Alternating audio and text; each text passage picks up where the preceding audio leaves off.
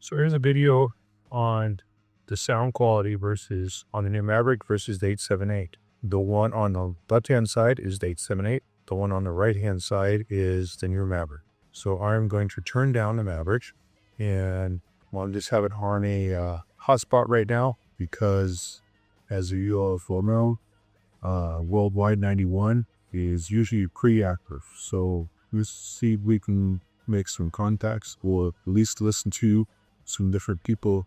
Whiskey Alpha 3, Kilo Juliet Uniforme, Papa Uniforme 2, X-Ray Uniforme Papa. So that was the 878. You turn that down, and I turn up a Maverick. And these are the same settings across both radios. So there are apples to apples, so to speak, as the radio goes.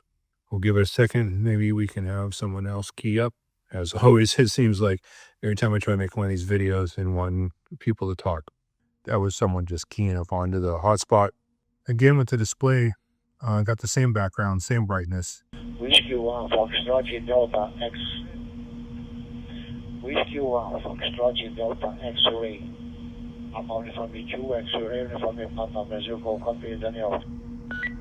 So right there, you can really tell a difference. It's not as harsh or as sharp the new Maverick is. It's got a little bit more of a warm feel. The compression that they've been using or whatever software to clean up the audio seems to be a lot better on this one.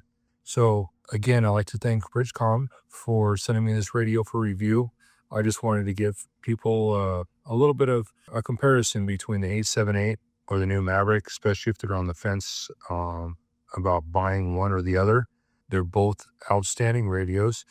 The Maverick's just got a few more bells and whistles and some new hardware underneath the hood, so to speak. Well, 7.3, and we'll catch you down the log.